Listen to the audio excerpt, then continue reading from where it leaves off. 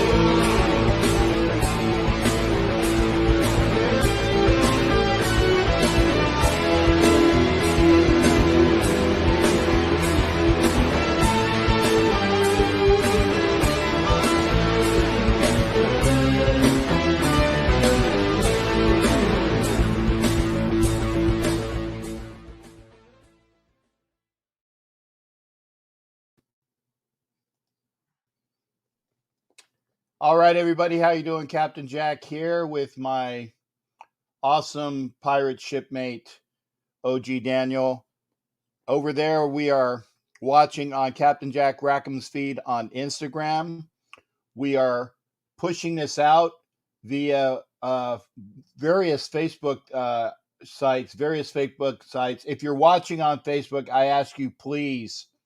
If you're watching on Instagram, I ask you, please come over to YouTube, either at Captain Jack Rackham or Chronicles of the Black Hole. Captain Jack Rackham or Chronicles of the Black Hole. This production will also be seen on Roku TV, so I'd like to remind people, and I have it up here for everybody, for make sure that we all know, although I actually swore on Instagram, so I'm sorry, but that's not on this show. Not on this show, not on this broadcast. If you are watching a broadcast on Roku TV, please watch your language. Please watch your language. You might want to leave that sign up. Yeah, I do leave it up, except when there's comments, so it will always be there.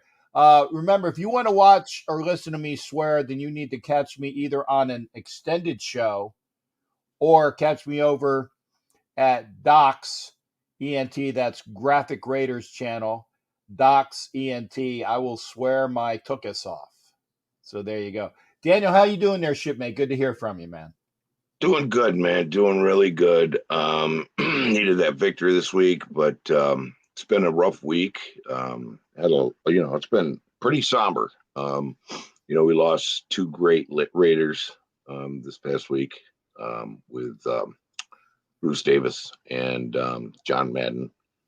And so tonight we're going to give a tribute to John Madden. I think I'd like to see if we could, I don't know, unless you've got a lot of information, save up for Bruce Davis for another show.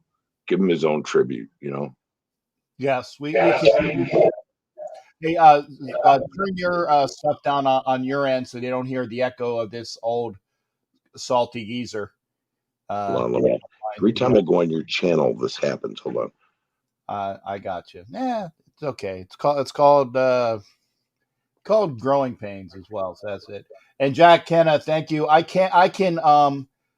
took, or actually I was afforded a tribute to John Madden. That was a portion of the show that we do on Wednesday night, which is the NFL Nation Live.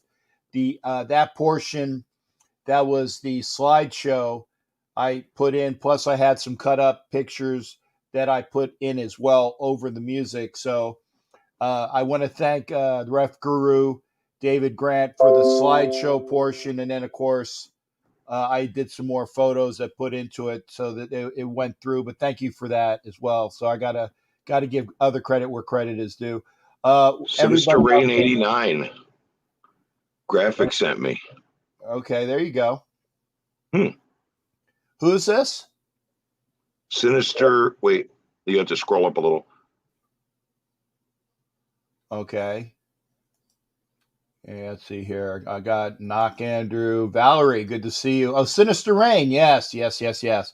Got to see Sinister Rain. Thank you, there, shipmate. And yeah. Hey, Salty Geezer, no G from my boy Ed Winchell. Ed, we still got to talk, brother. We still got to talk. Doc said he's coming over. That's great. Kelly Farley's in the house as well, as is Valerie. Love my V girls, Valerie and Vicky, and Vanessa. And if you want to be a V girl, just change your, or Velvet Raider is actually a V girl with the V. So I love my V wenches as well. Love them.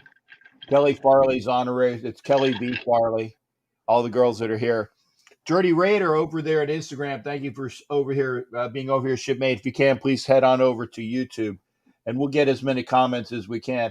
We got the man, Terrence Carty, who will push.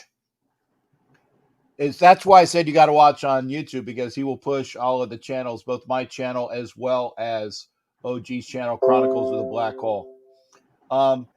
Jason, we will talk about that maybe later. We might be able to do it, but we'll be able to do that at another time. That's definitely a hot topic, but we are going to give as much time as we can to the great coach and icon John Madden. So if we don't get to it, that's okay. Wild Turkey, thank you for being in here. And remember, if you're not subscribed to the channel, please, Captain Jack Rackham and Chronicles of the Black Hole. I think Terrence Carty will probably be showing because that's what he does. He's awesome like that. And if you also want to pop into the show and give some support, you can do that via on my channel. Yeah, unfortunately, you can't do it on Chronicles. But if you want to support the production, go to my channel, and every time you give a $5 donation via super chat or super sticker, you are entered into a prize, which we do every time I get like 25 people plus 5 extras. We give a prize. I will tell you what we're doing there. Graphic is in the house. Thank you for doing there, shipmate. He is chugging on iced tea. I know it's iced tea. Thanks for bringing everyone over, Graph. Appreciate it. Yeah. I say let's do this. Okay. Well, let's barring anything further, let's get the graphic man on here as well, right here. So let me change some backgrounds here to help us out a little bit. Graphic, how you doing? Sure. Good to see you. Good to see you guys too. I got about 30 minutes, man. I was like, I got to come talk with my brothers real quick, man. Okay. Got it. Well, we were going to talk a little bit about the coaching, because that special that they put on Fox, he only talked about his coaching for 6 minutes, which a lot of people complained about. They didn't want to put any flowers near the Raiders. And then they went into the commentary, but we also need some guys who know the video game. And that's, I like to have younger guys like yourself and Raider Joe come in and talk about that portion of it. We need your help on that one, because we don't know it.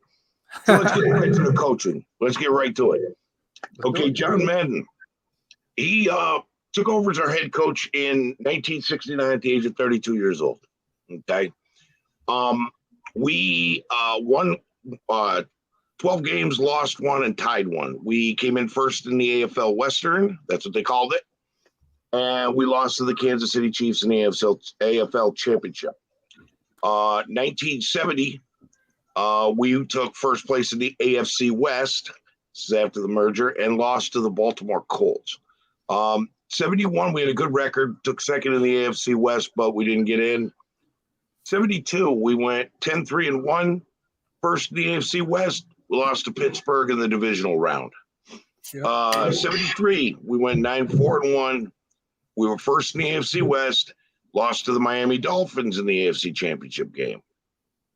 Oakland, 1974, we were 12-2, first in the AFC West, lost to the Pittsburgh Steelers, Squealers on the AFC Championship game.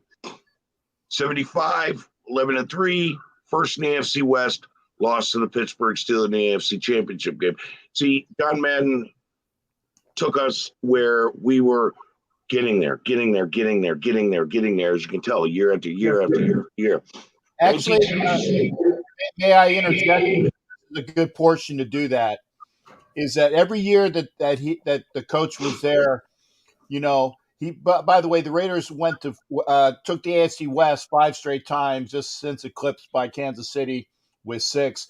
But for all of those times at the beginning, like from the end of the 60s through 75, the Raiders either went to the AFC Championship game or were eliminated by the team that eventually won the Super Bowl. Yeah, right. He was there, and it always got him pissed off that everybody would keep telling him, "You can't win the big one. You can't win the big one. You can't win the big one." And it drove him, and it drove the team because they kept hitting that mark where they were the best team in football. And to be honest, they've even stated, and they've had the people that have showed that the team, a couple of John Madden's teams were the best team in football. Yes, easily. And they, but you could always see the frustration on his face when he didn't win that game. You know, but it was getting worse and worse. But the thing, OG, is once and I know we'll talk about it later on, but once we overcame that hump, we never looked back. Yep, 1976, we went 13-1. We lost to the New England, or the Boston Patriots or New England Patriots. No, they were New England at the time, New England Patriots. Right, and we got into the playoffs, and first game we did was blow them up, and we went on to win Super Bowl 11 against the Minnesota Vikings. Yeah. And the following year, we were back in it again, but we lost to the Denver Broncos in the AFC Championship game. But the thing is, on a crap call. It was garbage. You're right.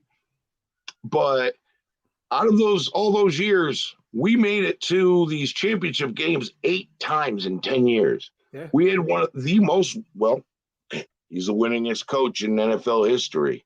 His percentages was 75.9 or? Yeah, 75.9, practically 76%. Yeah. But he got us to our first Super Bowl that we won. Mm-hmm. The GOAT, man. The GOAT. And then, it was like, this guy was a great coach. Nobody's ever said a bad thing about him. Like, this team loved him. Everybody loved this guy except for the teams we had to face. Pittsburgh hated him. But can I ask you guys real quick, because you guys were there. You seen those teams. I know John Madden was like the players' coach. He commanded respect.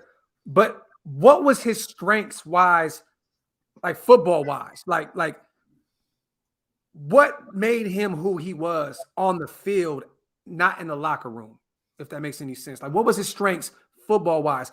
Is it play calling? I mean, what was it in your guys' eyes that made John Madden such a legend as a coach, not as an announcer, not as a video game guy, as a coach?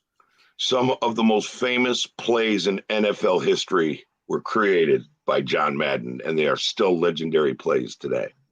I like that. Well, actually, that, and it was even talked about when he was put into the Hall of Fame by Mr. Al Davis. He said, when you think of the Raiders and John Madden, it was the play. Sea of Hands, Goes to the Pose, the Heidi game. Holy Roller. He said it in the speech, Holy Roller. John Madden was there. And the thing that I said, remember, John Madden was he was a young coach after a small career as basically a junior college and college coach, taken by the Raiders for 2 years as their linebacker coach. When John Roush lost Super Bowl II, and basically Roush had enough of Al Davis. I'm being very honest here. He asked to be released. He asked Madden. He said, "Hey, do you want to come with me?" And John was like, "Well," and he's from that area. He's like, "No, I want to stick around." So it was Al Davis himself. He was 32 years old. He was 33 by the time he coached his first game. But at 32 years of age, he was asked to coach Oakland Raiders by Al Davis because Al saw how much study he had. He was meticulous. You're talking about the things that he had. He was exuberant. He was forceful. He got after the referees. He had fantastic players that would run through walls for him. And the best thing about it is his assistant coaches were the offensive-minded people, were the defensive-minded people. He knew how to get the most out of his staff and players. That was his strength. Hey, put up top beats real quick, because that was the answer I was looking for. Because that's the answer I had, was his adjustments. Yes. Like, if you go back and watch John Madden's games, like I went back and watched a lot of shit, and the way not a lot of coaches can adjust like that. Like, Madden made it look easy. It looked like two different games. You know what I'm saying? If you're losing two different teams, bro, like you would come out and you'd be down 14 at the half, and we come out and look like an entirely different team. So like that speaks volumes of who John Madden was. You know be down 20 in the third quarter and come back and win it. Yeah, facts. So shout out to Top Beats. That was the exact answer I was looking for. I mean, there's a lot of right answers for that question. Don't get me wrong, but it was adjustments, because he was a monster, man. The way he called games was just superior, bro. Jack Kenna, if you do, you have to go over to the Captain's channel, and when we put up that link, I'd love to have you come on, Jack Kenna. I've never seen you come on live. Oh, he came on once before, and it was a pleasure talking with him. So, all right. Well, if you're on the Captain's, go to the Captain's channel, because that's where we can put the link in after we get done with this whole thing. But yeah, if you want to talk about John Madden more, which I'm sure you do, Jack, you're an old guy like us. Not old. Who said? You're ancient. Who said? Okay. I just look old. That's all.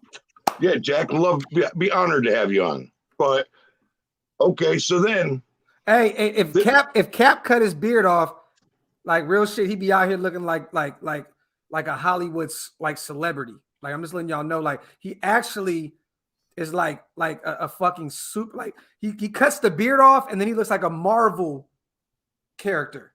We have to watch our language. We're on Roku TV. We're on Roku. Put it up. Like I say, Eric, just for you. Here we go. You are watching on Roku TV. Please watch your language. I didn't see it. You didn't know. Yeah, we're on Roku TV, bro. My apologies. That's fine. And well, I didn't swear, and OG didn't swear. But when I do the cut-ups, I'll have to take that out for the sound. But we are, like I said, this will be broadcast on Roku TV on Friday evening, 9:00 Eastern. We watch our shows either live on Roku or live tape, but we do these stuff live, and we love everything we got for you. And I look like Captain. I look like Jack Black. Another one. Yeah, I appreciate that. But yeah, and again, I just like, there was so many different, like you said, it was the motivation. It was that the players would run through walls for him. It was the fact that he did do the things because he was meticulous and passionate in his game planning and passionate. So if there was something that was wrong, but it was him working with his coaching staff that said, "Hey, John, we've seen this," and he would take that advice and input from the people for him. And it was like it was really team. Everybody putting the thing together to make the team better. He'd also listen to his players. When somebody would say, "Coach, I'm wide open. Give it to me. And the very next play, go to him. And who was it that said that? He said, I dropped the ball, and I really wished he didn't throw it to me again. but I forgot who it was. One of our character players, you know what I mean? Yeah. But he listened to the players. Hey, have you guys heard anything? And this is just off subject, but it's still Madden. Has anybody heard anything about a memorial or his funeral services? Like what's going on? I haven't heard anything yet. I haven't heard anything. I honestly think that the family is probably, and this is only conjecture on my part, but I think the family is keeping that close hold so that it would be something private for the folks that that they want there. Because as soon as they put that information out, it's crazy. Yeah. It will be like, and I mean this when I say this, it will be something like the Elvis funeral, the Muhammad Ali funeral. There will be people lining up for it. Now, if they want that to happen, they will make it happen. So be aware that information may come out, but right now I believe it's close hold, and the family is taking the arrangements so they can figure things out if they are going to make it a bigger event. I do know that probably gravesite will just be for family, close friends, and the Raider cadre and Hall of Famers. I can almost guarantee that. Yeah, definitely. Because if you were going to have something that was public, the Legion ain't big enough. Yeah. Oh, dang. It ain't big enough. A Legion. That's right. But you know what? There's nothing big enough for Madden, though. I mean, no. That man did so much for football, not just as a coach, but as a commentator, and then the video game. You're talking about 50 years of people who know his name. Yeah. There's teenagers right now who know Madden's game. I hope that COVID doesn't put a stop on the public, like us being able to go pay our last respects. I mean, don't get me wrong. We've done, this is our second Madden show. So at the end of the day, we're going to pay our respects regardless. I mean, to a legend and the greatest. But I hope, man, that they do have an open one, a public one where we all can show up and pay our respects in person. That would be beautiful, man. Because, to see the nation under one roof for Madden would be insane, man. That would be a beautiful thing, man. For real. Yeah. And Jack, we will be pushing it in a minute. I apologize. I got to get rid of all of these trolls and bots as well. So apologies there. I'm like a one-legged man in a kicking contest. So I got a lot of bots and trolls that I've got going on. So yeah. Hey, that means you're doing something good, Cap.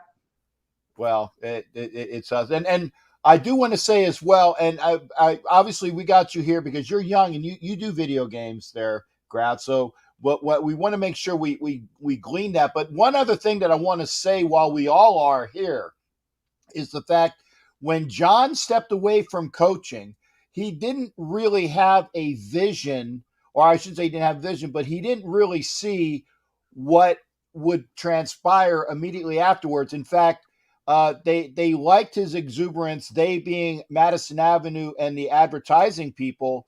Mm-hmm. And by the way, you got to get the books because I don't do it justice. And here's something, people. They're called books. Go get them and read them. Okay? Just paid for political announcement. Reading is fundamental. Go get the Madden books. In the Madden books, it says, he was going to be with Virginia. He had given 10 years to the Raiders coaching, plus actually 2 more, so 12. He was going to sit down with his wife, and they kept bugging him and said, "Hey, man, we love your art. We love the fact you're exuberant. You would be perfect for the ad campaign that we want for Miller Lite." And they goaded him. They said, "Come to New York, do a screen test. If you don't like it, that's fine, but come to New York and do the screen test." So this is after he got out of coaching, and he did promise Al Davis he would never coach another team, and he kept that because he said that loudly though. He said it. I would never coach another team other than the Raiders. Right. You know what I mean? So regardless, he was a Raider to the T. Right, but he developed an ulcer, and his doctor kind of nudged him away from it too. Yeah. What was the first Madden beer? Bud Light, was that the one where he kicked the wall in like the Kool-Aid man? He busted through the wall. He busted through the walls. And then at the end of the commercial, you guys got to watch these on YouTube. At the very end of the commercial, he actually busted the screen because he busted two things. He busted through and then he busted in again. It's like, hey, I'm not even done with the commercial yet.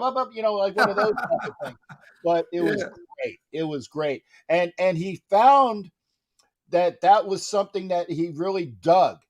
And so he did those commercials, and he had a new cadre of people, the old players or the that were no longer playing. You know, that was, he got into that second family. He started doing the commercials, basically Miller Lite, which got him into other commercials. You know, Tough Actin' Tinactin and all those things like that. But the commercials, and if it wasn't for the commercials, if it wasn't for Miller Lite, we would not know what we know today, because that inspired him to go on to be the broadcasting genius that it was. And if we didn't get the broadcasting genius that we wouldn't have the Madden game. So you got to thank Miller Lite for giving and kind of goading John and pushing John positively in that direction.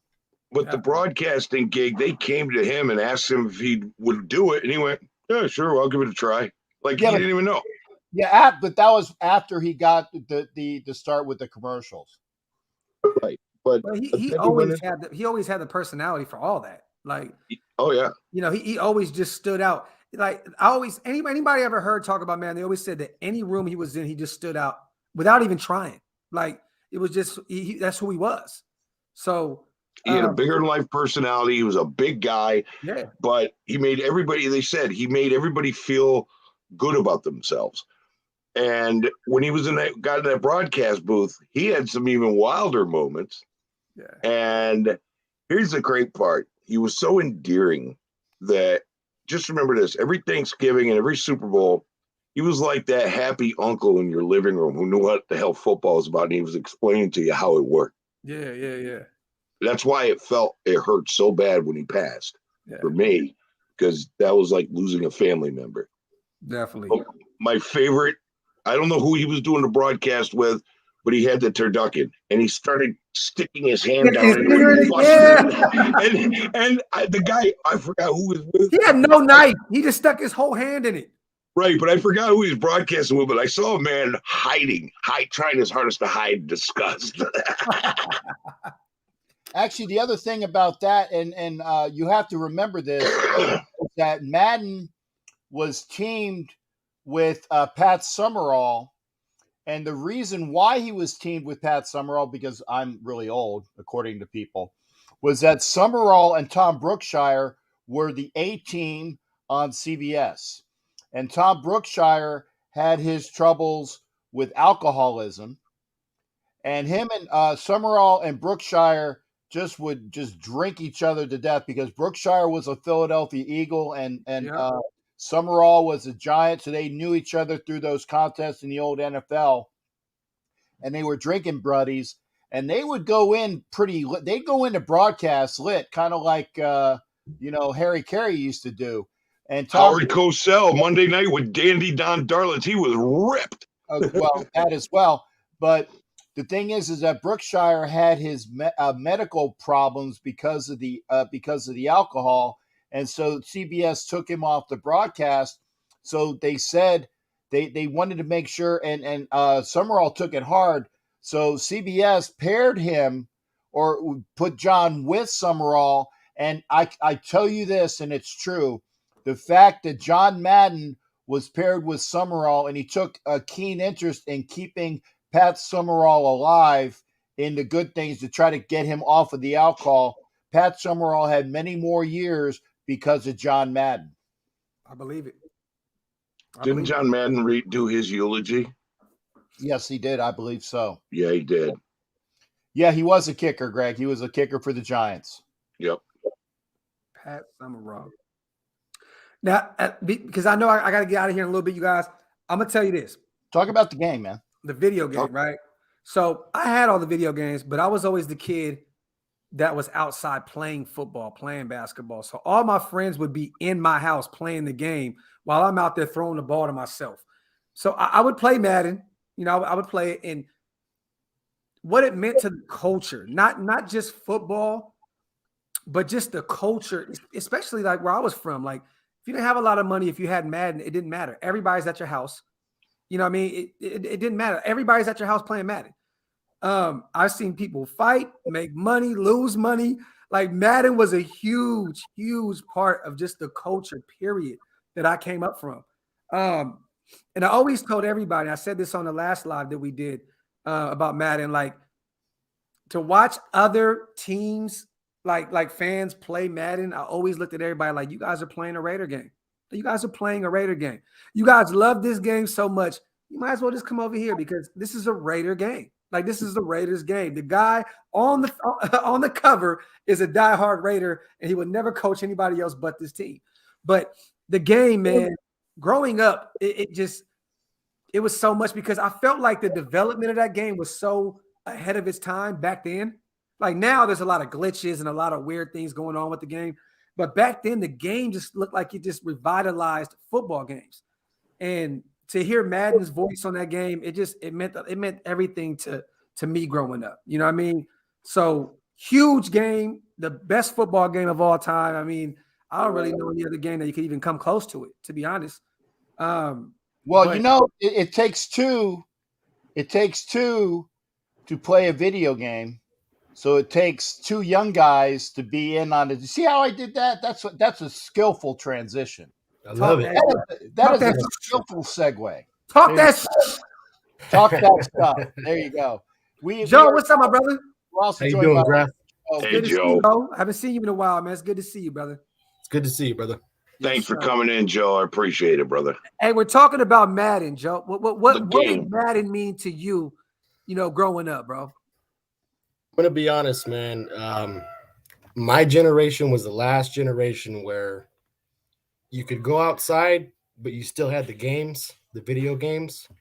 And my earliest memories, man, was Michael Vick, Madden 04. I was 8 years old. My brother got me that video game for my birthday. Cheat code. And yeah, exactly, man. Yeah. That taught me everything. That birthed this, my love for this. It birthed everything, man. For those who don't know what he's talking about, Joe is saying that Vic on that year's Madden was Bo Jackson on Tecmo Bowl. Basically, you couldn't catch him. You know what I mean? So there was one player on Madden that was a cheat code, and that was definitely Michael Vick. It wasn't fair if you played against the Falcons. It wasn't fair. Just like the Raiders on Tecmo Bowl. It just wasn't fair. You couldn't catch him. There was times where I was Bo Jackson and would run back and forth each end zone to end zone, and they couldn't catch me. It didn't make any sense. It was disrespectful, actually. You know what I mean? And even the following year, man, they invented the hit stick. Yeah. And they had Ray Lewis on the cover. Yeah. That was bad, bro. Yeah. That whole the remote get to shaking. Yeah.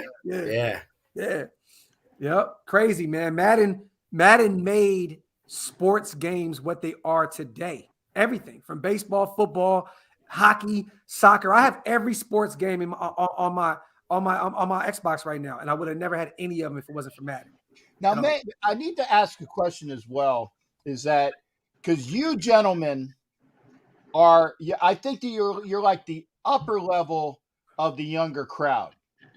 That you knew, or I would be sure as Raider fans, you knew who John Madden was. Yes. Prior to the games. Yes. Okay. But there are probably like a half generation down from you. If you ask these people who John Madden was, most of them are going to just go, oh, that's the guy that gives us the video games. And that's a shame. That's really a shame. I studied John Madden before he even had a game. Like I said, I grew up, I was born into a Raider family. So I studied him before I even seen a John Madden football game, before that was even thought of, so it was, but when the game came out, it was like, oh, wow. Like, I thought in my head, I'm like, this is a Raiders game. Like, I finally get a football game to call my own.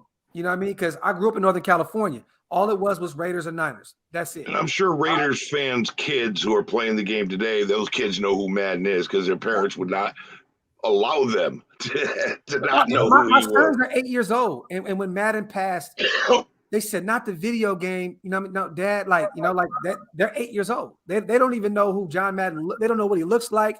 They don't know any of that. But they heard that and they seen the sadness on my face. They were like, "There's no way." Like, no, Daddy, the video game guy, because they're young, but they know. That lets you know it's like a Michael Jackson kind of thing. Like, you know what I mean? Like everybody knows who Michael Jackson is, whether you listen to him or not. Facts. Everybody knows who Madden is. Madden is the Michael Jackson outside of all the allegations. And by the way, again, if you are watching on Facebook, please go over to YouTube, either at Captain Jack Rackham or Chronicles of the Black Hole. Please subscribe to both. We will have those channels up. If you're watching on Instagram, I had to throw this in there, guys. I'm sorry about the cut. If you're watching on Instagram, please, you're just watching an old fat guy with a beard when you can have 4 guys on screen and comments. Please come over to YouTube if you're on Instagram. Thanks again. Go ahead, John. There was a comment that was up that I'd love to scroll up if you could a little bit. Okay. Which up 2 or 3 above that, where the guy said, I don't remember who it was, said his father bought him the Raiders DVD set. Okay, I'm going to try to find it. Shout out to Raider Moore. Last name was Moore. Raider Moore. Yeah. Raider Moore. Okay. Thank you there, shipmate. I will try to find that. Oh, there you go. Thank you there, Raider Moore. Oh, I know. Hey, I know. That's Logan. Good to see you, Logan. Thank you. Hey, Edward, you can't say that me or Joe never seen him on the sidelines. There's so much footage and so much tape out there. You can't. I may not have seen it live, direct when you guys did. You know what I mean? But I seen everything I needed to see with John Madden on the sidelines. So you can't say that, brother. I seen it. Trust me. I don't think you understand how much of an avid fan I am, not just of this franchise, but of John Madden. So pump the brakes a little bit, brother, on your judgment, because you may have 2 young guys on here that you may think they don't know what they're talking about. But trust me, I study everything Raiders, and I know my brother Joe does the same thing. So, and by the way, as well, and I said this to other people, Madden used to sneak smokes with Bolitnikoff on the sidelines. They would get into a huddle and they'd like sneak smoke. Regular smokes, folks. Regular smokes. Okay. Right.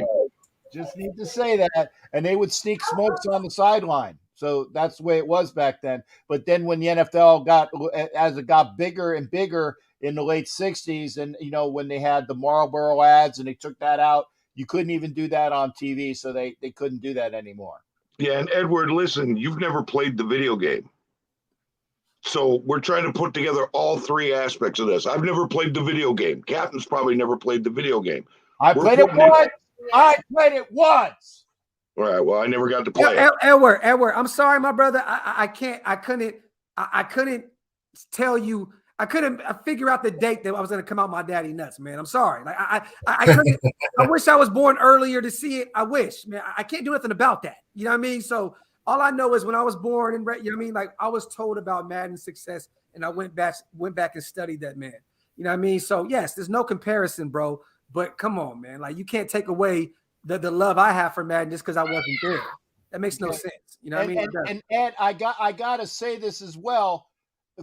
And Ed's a little bit older than me, maybe about 10 years. But Edward, we can appreciate having never seen Jim Thorpe or George Hallis earlier in this year, or Curly Lambeau or Elwood Crazy Legs Hirsch. And if these names aren't familiar to you, it's because I'm dating myself. So yeah. we can't fully appreciate that, even going through the reels. So, you got to take it with what you got. You got the video, you take what you can get. But not even that. Look, the other day I did a show about John Madden. All my brothers were there. And guess what happened? 11,000 views. That's probably 11,000 people that never see, or at least 10,000 people that never seen Madden on the sidelines either. So we're raising awareness on this man and his greatness. So, you know what I mean? At the end of the day, man, don't judge me because I wasn't there. Just understand that we're all here to basically give thanks and give praise to that man, because to me, he's the greatest coach of all time. You know what I'm saying? Right. So, this is how the legacy will live on through all of us, man. Yeah. You know what I mean? So it is what it is. You know what I mean? But shout out to you. Trust me, brother. I know how you feel. You're like, man, these young pups weren't there. I get it. Trust me. Ed's a good friend of mine, and he doesn't mean anything really by No, it. I get it. It's more personal to him because he was there. I got it. So I totally understand. But I love that kind of like fight. Like that's the kind of people I love having conversations with, because I want them to understand, because of all the stuff that I've been through watching Madden and playing the game, that there is a lot more that we can add to it that you guys can't. You know what I mean? So we all bring in a certain energy to the table to have this kind of show. So shout out to Edward, brother. Trust me, no disrespect at all. I wish I was there like you guys, but that means I have probably about 20, 30 extra years left in my life than y'all old bastards. So I'll hey, take that. Jack, the link is in the stream, Jack. Just click on it and jump in with us, man. That's right. I got Raider Gabe that's going to be coming on in a minute as well. My boy Gabe. I'm going to wait for Jack to come in, so we'll have a 6 screen. And I heard another ping, so that's somebody else. It's Mode. Mode, hang on a second. I got to bring Gabe, and I got to have Jack Kenna on. But Mode, you'll pop in when graphic pops, so we'll do that if you don't mind, sir. If you don't mind, sir. Oh, Dirty, shoot. You guys are going to make me swear. I almost said the S word. Dirty's about ready to pop in as well, and I don't know how many people I can get in here. So, well, 10 at the most. Let's go. Okay, we're going to add. Hey, Gabe, why does Gabe always look mad? Remember, I got to make the announcement. You are watching on Roku TV, so please, for the old man, watch your language. That's all I got to do. That's my paid-for political. Beep. No problem, sir. No problem. We're going to watch our beeping mouths. I know you were talking to me. No. And God wants to come in, but God, your devices aren't connected. Try to reload. I'm going to kick you out. Hey, real quick too, you guys. Shout out to my brother Dirty. Shout out to Joe. Shout out to Gabe. They all three have their own channels, man. So make sure you guys all go subscribe to our brothers as well. You know what I mean? For real. So good looking. Yeah. What up, bro? Yep. I got your text message too, bro. I'm gonna call you. Today's been You gonna crazy. like this idea? My in-laws just left today, so I was spending a lot of time with my family. So I got you. Ain't nothing wrong with that. Okay. Now I gotta ask you, like I said, because we do got a lot of younger folks in here now, and well, Dirty, you're not quite up to the old dude level, but you're like right. You're on the. We love you. I think I'm in the middle. Yeah, I'm like in the middle of everybody on the screen because I'm 42. So I'm 40. I'm a man. I'm 40. I'm doing the old. I'm pretty sure I'm the youngest. That's it. I'm gonna, if you don't mind, I'm gonna add. And we got God. God is with us. All praise to God, as well. And we got a full 9. Hey, Jason, this is not a Derek Carr conversation. what up, Jay? Jason, just for you. We are watching, and you are watching. Please watch your language, God. Thank you, sir.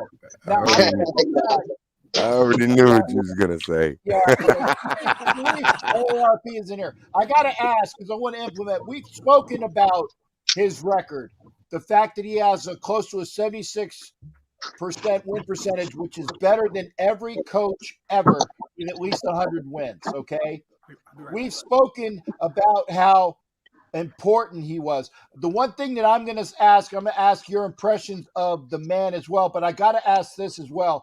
One of the best things I ever saw with Madden was during his induction speech.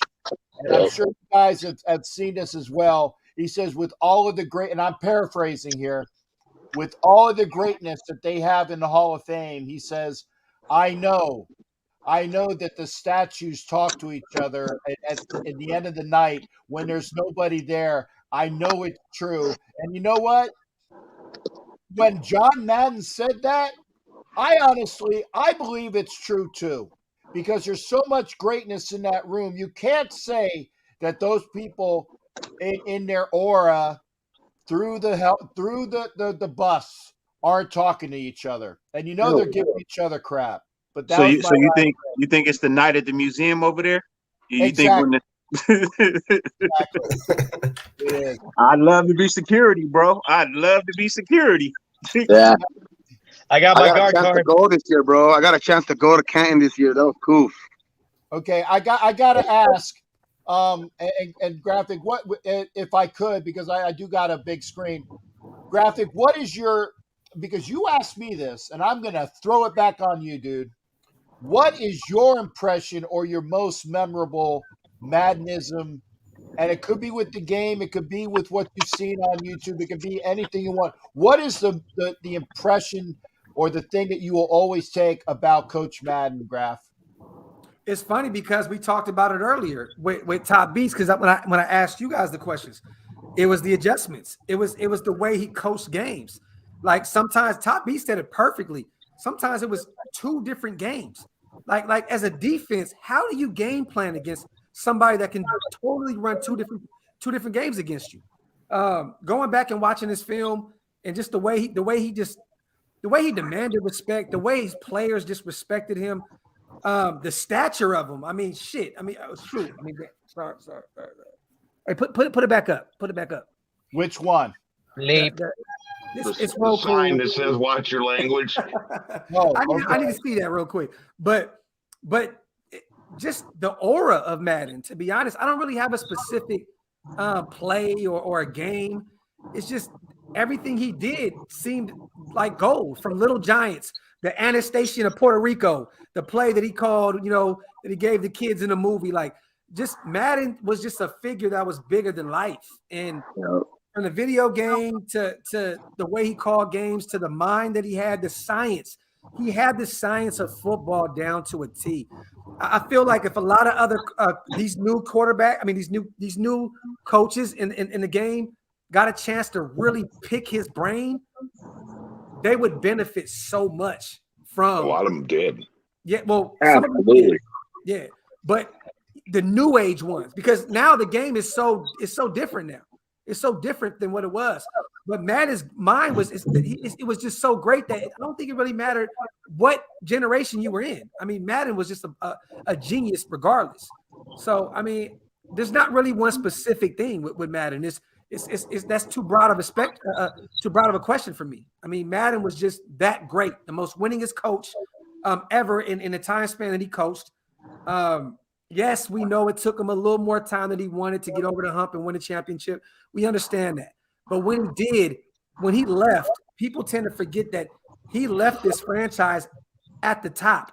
When Flores came in and everybody else, he left it up here to the point where the standard was already set. And there you go. After that, 2 more championships. To YouTube. And there you go. You know what I mean? So Madden, man, just. Let's not forget he made Fox Sports what it is today. Mm-hmm. Well, he did. He made Fox Sports. If they never hired him, bro, they would not be the sports network that they are right now, bro. Because before that, nobody was watching Fox on NFL. That shit was boring. We wasn't watching no sports, nothing on Fox. It was dead. No cousin. Madden got signed for a $32 million contract with Fox. Yeah. So there you go. They brought him over. And it's like, what you guys don't even see is like, with Madden, the pass game became big even back then. Yeah. Who was our running back in the 70s? It was Monroe. He was nothing. Who? It was the pass game. It's like Monroe. So you think about it, who was our wide receivers? Who was our tight end? Wait a minute, you forgot about Mark Van Egan. I was gonna say Mark Van Egan came later. But he was a mad guy. I have no clue who you're talking. I don't know a guy named Moreau. I know the island of Dr. Moreau. The sea of hand? Well, I was gonna, if you're talking your Clarence Davis, Mark. Oh, Clarence Davis. I'm sorry. Okay, Marv Hubbard, or I'm sorry. I was like saying, I apologize. I was like, did I miss something? No, you got your Clarence Davis. So Clarence Davis wasn't a big running back. He was a small running back. Right. But it was our receiving core that led the way. It's like, even back then, it was like wide receivers. We're saying he made Fox Sports, though, right? Think about this. He did. $32 million for a year. But think about this, brother. If he made Fox Sports, you have to say that he helped make Sega. He helped make Super Nintendo. He helped make PlayStation. He helped He make built. Xbox. Hey, look, He helped EA do all that. Sports. EA Yeah. Sports was in bankruptcy before EA they signed Sports. Madden. Yes, they were. Yeah, so They were in bankruptcy. He produced $7 billion a year from They doing were in Madden football. California. They were a 7 billion in small sales. business. Yeah, you know So they he's were like the first person to do 3 generational things. It was like going from being a head coach of an NFL football team to being the best broadcaster ever, and to like even put Madden on the map. It's like everything he did is like he produced more than what he did before. Before Everything the he did was broadcasting, everything was he did. He was the commercials. best at everything. everything he did. He was the best at Yeah. best video game ever. The best Best coach announcer. ever. Best announcer ever. by far the greatest announcer to ever grace the screen. Ever. Easily. Okay. But doesn't it kill you guys though? Like he did all Niner games and Cowboy games. It's like, where was the Raider games, dude? I wanted the Raider He game for him. went and did broadcast for the top games. Whoever was It's all on top, Fox. that's where he was. That's Top where he games was of the sent. week. But make 90s no was mistake. Niners and Cowboys. Bro, we knew where his heart lied, bro. But Like, look, at the end of the make day, no mistake. he Who was on called top at the no time? games. The Niners and the Cowboys. Right. Yeah, Remember, And he made the nation what it is. He made the nation what it is because when he got us that first Super Bowl, our fandom just blew up, man. Yeah, and again, I'm going to put this in for John Copeland. It's true. The fact that he called the last Raiders Super Bowl, I know it was killing him watching the Raiders just get boat raced by the Tampa Bay Fake Pirates. And I said that correctly, folks, the Tampa Bay Fake Pirates. Okay. facts. I know it killed him, but he was professional and he worked through it because he was a professional through and through, and he did it to the utmost for sure. And again, Madden was also the very first broadcaster to work for all 4 of the networks. All 4 of the networks. The only. First one, yes. He was the only broadcaster to do all 4. And he would always wear his silver and black whenever he was calling a Raider game. He would never rock anybody else's colors. He would always wear silver and black when he called a Raider game, and he would never make a mistake in any game. But he called Raider games like no other. Oh, Raider Moore, I was going to tell that story. That's funny. Madden saw exterminator crew at visitors' locker room, and they said they were killing rats. Madden said he would pay them to feed them instead. Yeah, he actually, it was the Chiefs were visiting. These guys, he comes out of the locker room, he goes in, he sees these guys dressed as these exterminators. What are you doing? What's going on? And they said, well, we have a rat problem in here. We have to get rid of them. He goes, hold on. Go get rid of them, feed them. And then he paid them to leave. And then when the Chiefs showed up, he walked over to the locker room, knocked on the door, said he wanted to talk to the head coach. And he said, hey, listen, we got a little problem.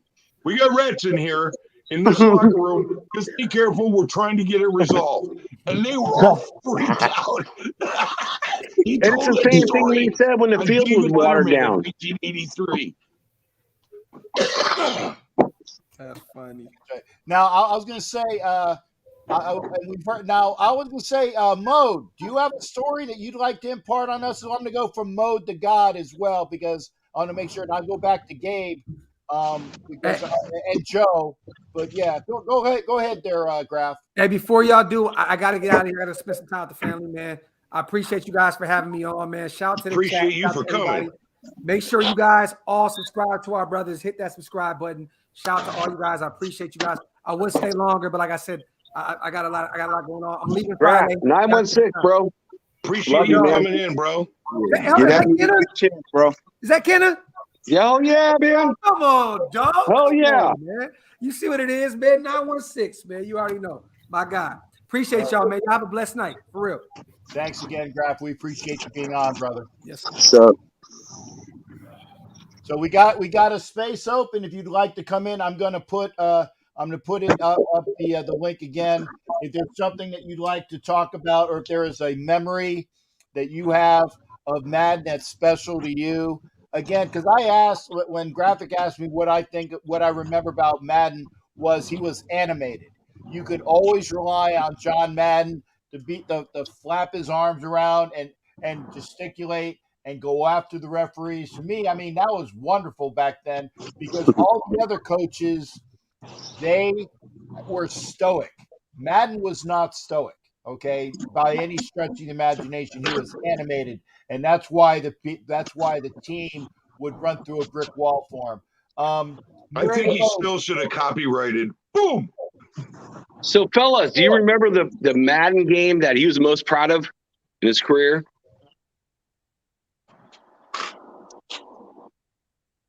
The Bengals. So the Steelers beat the Raiders 2 times over in the playoffs. And it's like if the Raiders would lose to the Bengals, then we can play the Bengals in the playoffs. But he's like, you know what? I'm not going to lose to any team. So, like, just this week coming up with the Chargers, if the Colts lose to Jacksonville and the Raiders play a tie, we don't play for fucking ties, dude. Dude, watch your language. I'm sorry. Apologize. We don't play for ties. We play for wins. And you know what? That was a game that Madden said, you know what? I was the most proud of that game there. So we can play the Steelers, who beat us the last 2 times in the playoffs. And then we came back and we beat the Steelers in the playoffs. And won the Super Bowl. That's right. Thank you, OG. And OG, thank you. I love you, bro. So when you come out to California, let me know. Let's hook up. Well, I'm going to meet up with Dirty. I'm coming out there June. I'm going to be there around the 16th. That's when my youngest daughter graduates, and I don't have to go traveling anymore. But I'm going to definitely. I will let everybody know when I'm going. Where you coming to, OG in California? Well, I'm gonna see if I can con Dirty into making some barbecue, and I'm gonna go over there. No, I'm gonna be in Manhattan. I'm gonna be in Manhattan Beach for my daughter. She lives there. They're graduating there, but all you gotta do is ask. I'm gonna be all over, anywhere I can get to.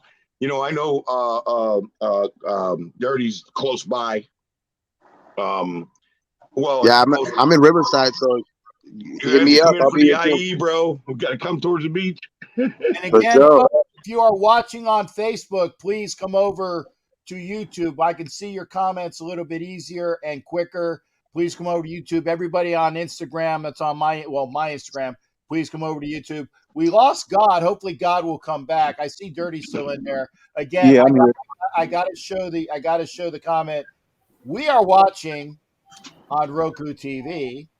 So, gentlemen, please watch your language. Yeah, watch your bleep language.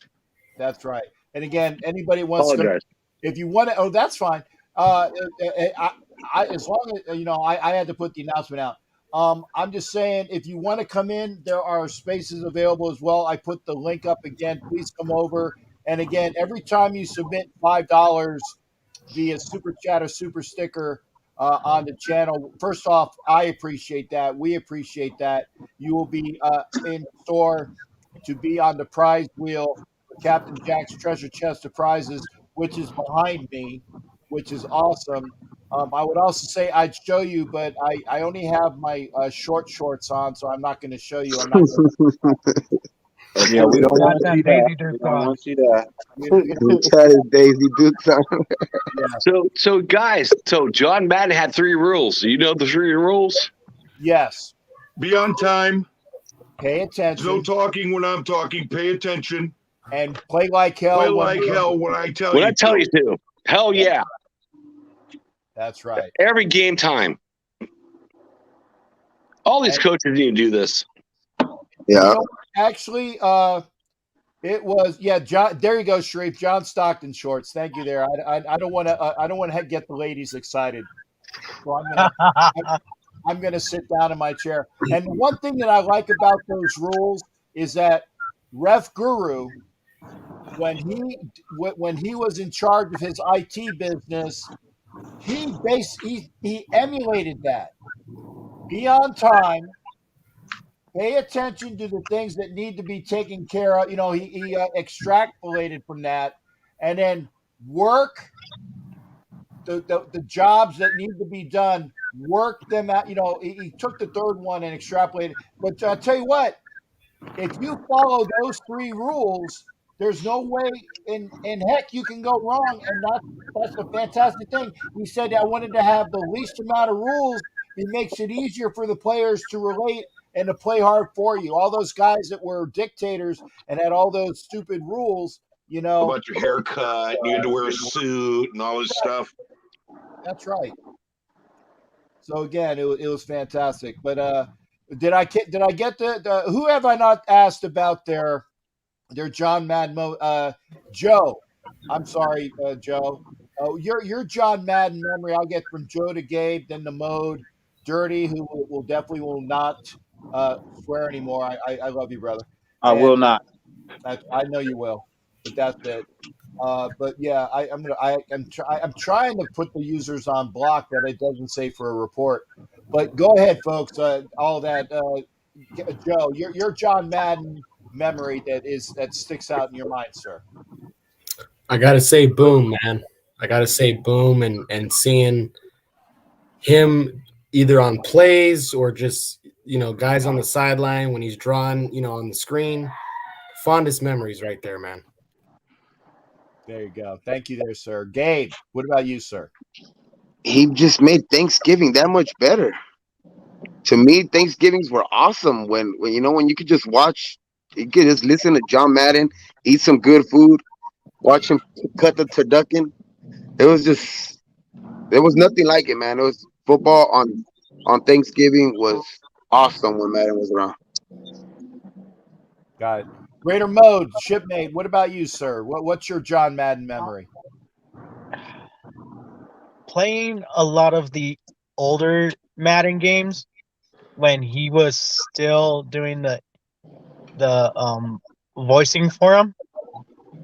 Because playing those games and hearing him do the commentating for the games that I would play,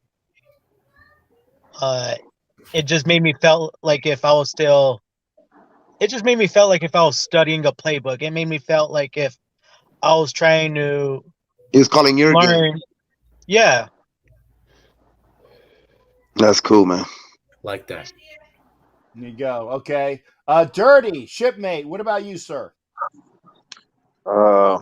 My favorite John Madden memory would have to be, and it would have to literally be him being carried off on the Super Bowl. You know what I mean? In his blue jeans, dressed like a blue collar coach. Light blue jeans, dark blue shirt. Blue jeans with the was that a sweater or polo shirt? Yeah, polo shirt, bro. I believe it was a polo. Yeah, it was a polo with his white tennis shoes, bro. That's my favorite John Madden memory, bro. Because that there was our first Super Bowl victory. You know what I mean? And I couldn't ask for it to happen to a greater coach. That's it. And who's the gentleman on the bottom? Jack. Is that Jack? Is that you, Jack? It's me, Jack. Okay, I'm sorry, Jack. I know we spoke before. I'd never had a visual, so I thought it was you, but I wanted to be sure. I'm not going to call you Randy or Bobby, whatever. I'm sure, Jack. And again, with all your good knowledge as well, and again, and pretty much what Dirty said was mine as well. Was seeing John Madden finally win the Super Bowl, because I was basically, he was living my life. I hated every time that we lost all those to the team that eventually won, and finally winning it, I was so elated. And I said that on Graphics Show the other night. What about your favorite moment or memory of the coach there, Jack? Well, for like you bunch of young kids, like you don't remember this, 75 was actually almost a better year than 76. So I love that team. I love the 76 team. I love all the Raider teams. And I just hope we just get the shit done. Oh, I apologize. Put the banner up. You were watching on Roku TV. Yeah, boop, beep, Technically, bop. the S word is in the Bible, so it's not cussing. I Technically. yeah. Technically, I still have to go to my bosses to say I'm at least trying to get the. So Yeah. we love you. And again, if you want to hear us, if you want to hear me curse, check out when I'm over there on Dox's channel. Tourette's, Okay, Captain Tourette's. Yeah, Captain Tourette's. But unfortunately, I have rules that I have to follow, and I appreciate everybody here. So again, You I get gotta to edit follow these my boss. beforehand, right? No. Ooh. Captain V on dogs like bleep bleep bleep bleep bleep bleep. There is no It'd be doubt. sounding like a I don't have a 7-second delay. It's live and it's recorded live, so there's I nothing apologize. about it. So I just ask on your best as you can. Please remember that. So there you go. Like that shirt dirty. It's awesome. Knock on wood. Oh, this one? Yeah, I just. OG, when you come to California, hit me up. I will, man. Definitely. Okay. Now, the one other thing I got to ask, and by the way, was there anything that you missed, Daniel? Because I know you do a hell of a lot of research, sir, and I would never want to take anything away from all of the hard work that you do as well. And again, I've imparted some of my color commentary as well. I wanted to make sure that if there was anything that you had, that in there. We got God back too. Good. Thank you, God. Remember, God, you're welcome. As far as the usually, you know me, I do a lot of research on everybody we do. This time I really didn't do any research. I just have been going through memory because there's so many of them. And I will never be able to do this justice with this. I do know one thing. When John Madden was a college coach in junior college coach, him and Pat Summerall were having a conversation. He's like, well, what did you teach over at the school? You couldn't just coach that school. It was all ballroom dancing. And Pat Summerall went, like, what? And John, all of a sudden, John regretted saying that.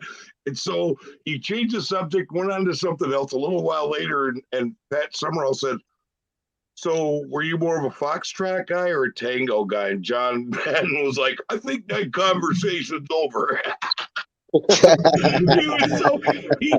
He busted himself and had to get recovered, and he was room dancing. Actually, I wanted to make sure, sir, that I was prepared. So there was plenty that I do know about John Madden, but there's something that I did not know about John Madden that I actually two things.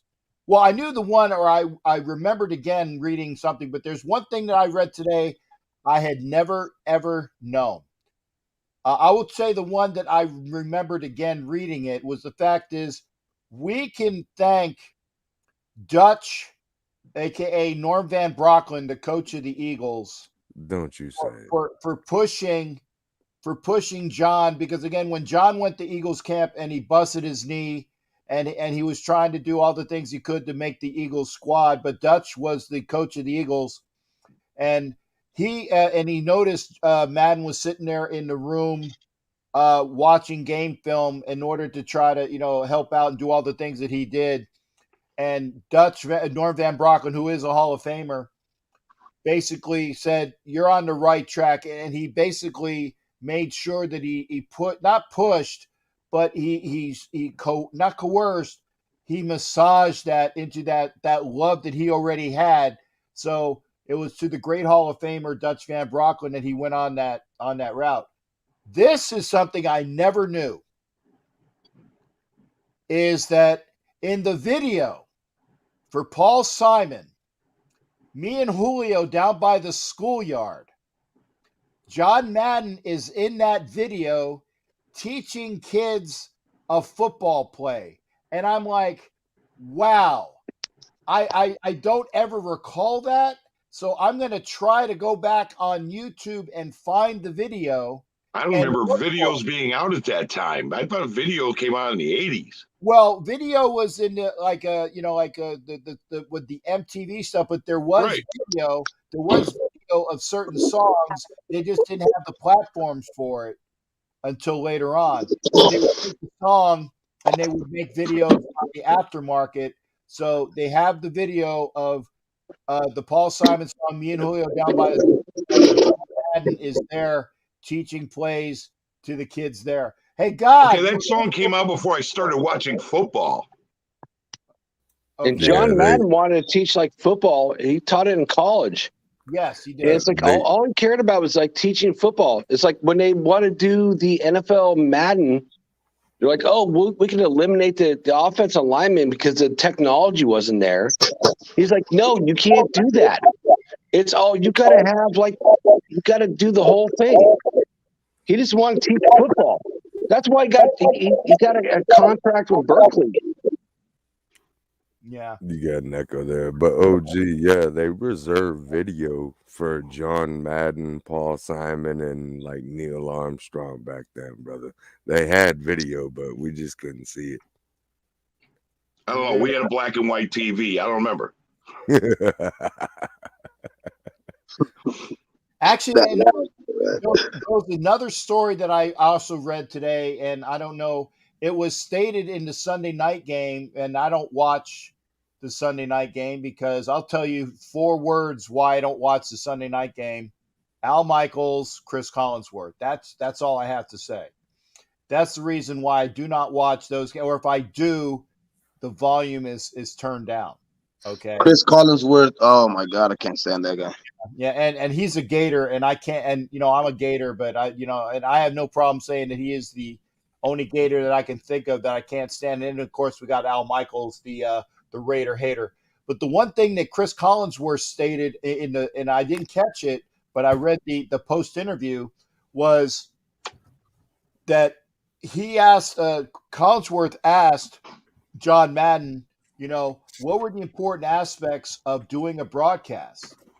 And John Madden told him, and this was a lot like what Jack was saying, watch the offensive line, because that will tell you basically all you need to know at that point in time, where the ball's going, what is the most important things, because the defense has to react and the offensive line is going to be doing all that it needs to do.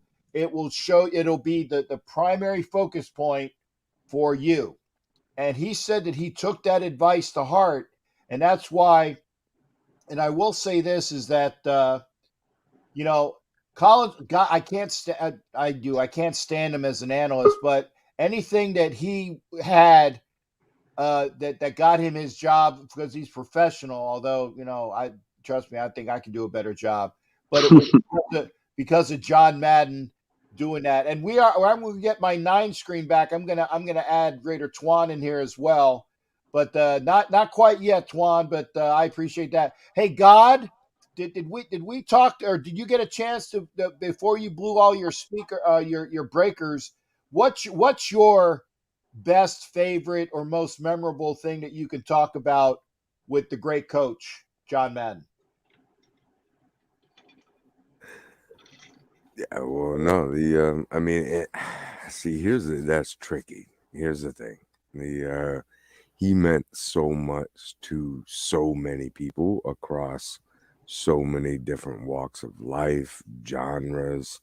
There's nothing that I can pinpoint, you know what I'm saying, that inspired me, to where I could just say, oh, this one's better, this one, what have you. But like I was trying to say earlier, and you said it, it was, to me, I think I would say I'd answer that question if it was me, John Madden, and it was 1958 when the Eagles decided to take a chance on him for an offensive line.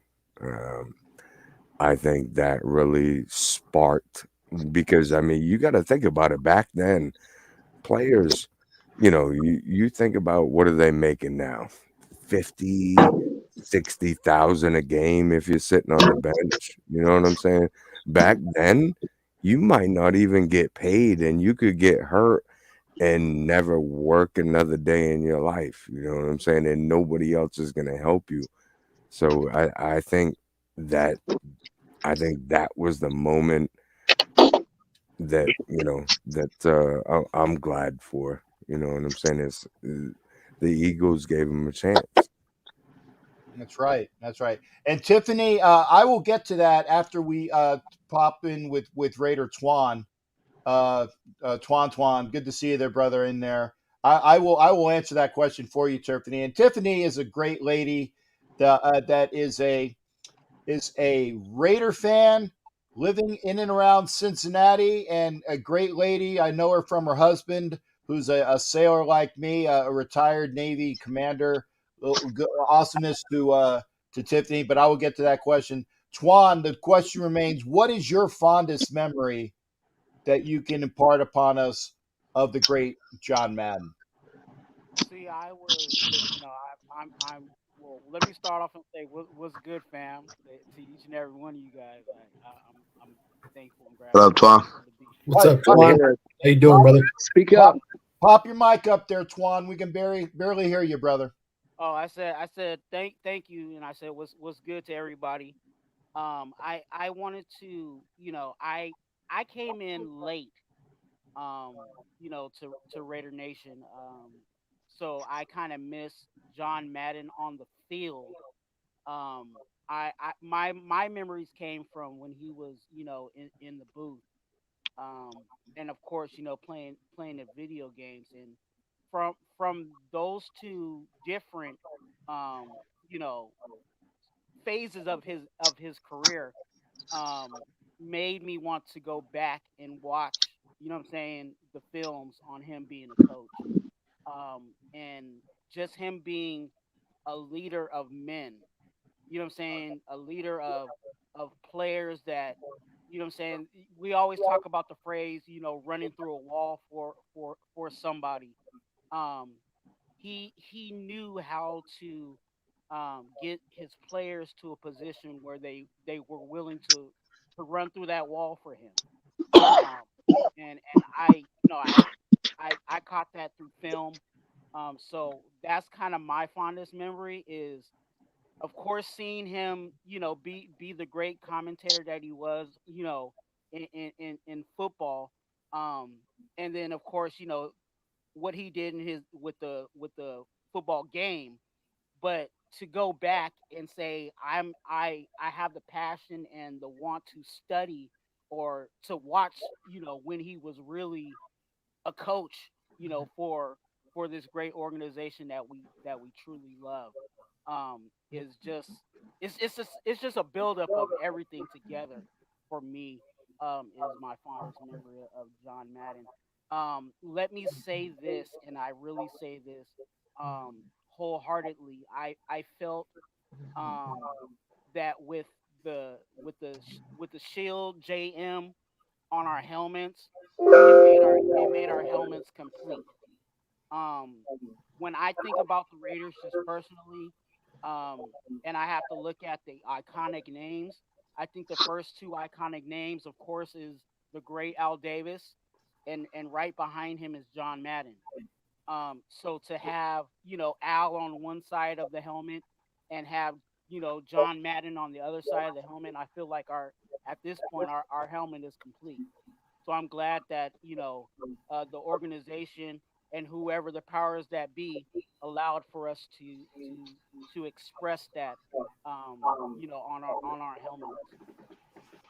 Yeah, and I tell you, I was kind of really pissed off that they told Djax that he had to change his shoe. Oh yeah.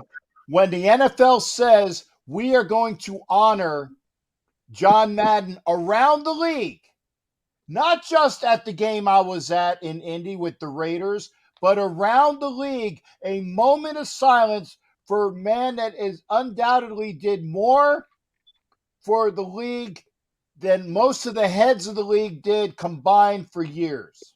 And yes, I am biased, but I can guarantee you what he did as a coach and a broadcaster and a media giant with all of the stuff that came out in the video games is more than all these guys. In fact, he probably did more things on accident than a lot of those people did on purpose. And they needed, then they told Djax to change his shoes. Really pissed me off. But I apologize for that as well. Right. One thing I will say as well. Actually, okay, well, somebody else because I lost Well, my. I almost forgot about that, man. I'm glad you brought that up I'm because glad you brought it up too. I don't Yeah. apologize for none that. of the media, It's like Nope. none of the media covers it. You know what I'm saying? Like I saw it just because I'm a diehard Raiders fan, you know. But I mean, I saw it, but then I kind of put it behind because you know what? Let's get in there, let's win, let's just win. But I'm glad you brought that up, man, because that's wrong. You know what I'm saying? I That is- agree, brother. It's like we shouldn't apologize for that. It's like for D-Jax wanting to wear the Madden shoes. Oh, I'm not. He should have warned him. He Respect should have that. warned him anyway Respect and it. made them kick him out. He should have warned them anyway and made them kick him out. Hell yeah, dude. I'm It's not like, you know what? It's like apologizing for that. there's no reason why you should take those shoes off. It's like, you know, you watch the Madden video and like all Madden, there are commissioners on there. So if the commissioner's on there, why should you take off to respect the all Madden shoes? Yep. Paying respects, man. Like wow. Okay, and now I remembered what my next comment was. I have to go back to Tiffany and answer the question about Collinsworth and Al Michaels. And I'm sure everybody knows that Al Michaels is a Raider hater, and it goes back to many years. But the big impetus of the hatred was when Al Michaels in a Monday night broadcast brought on Marcus Allen for an interview while he was still a Raider. And Marcus Allen put the Raider organization and Al Davis on blast. And he goaded him to do that. And Al Michaels is a fecal product, and I'm keeping it at that to maintain the language issues.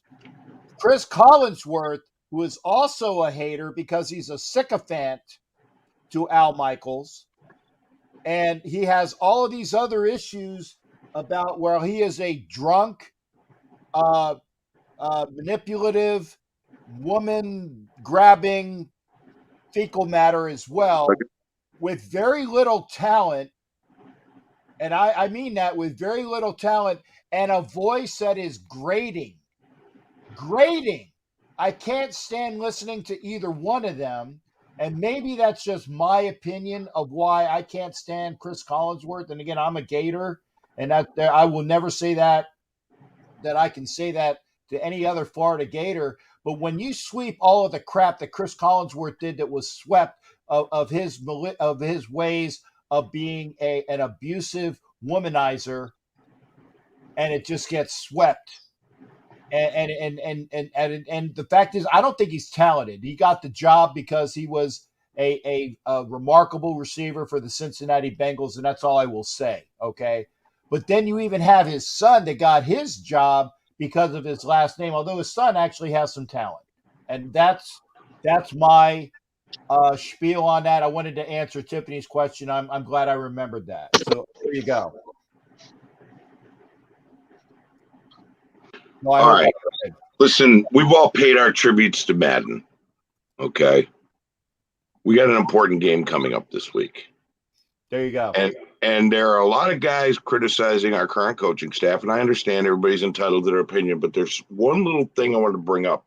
There's I got into a discussion today with someone who was like, oh, Gus Bradley needs to go, blah, blah, blah. So I went and did a little research. And I wanted to bring something up for you guys you can wrap your heads around. In the last 3 weeks, our defense has gotten better. Yes? Yes. Yes. Okay. Absolutely. Big time. So let me bring this up to you.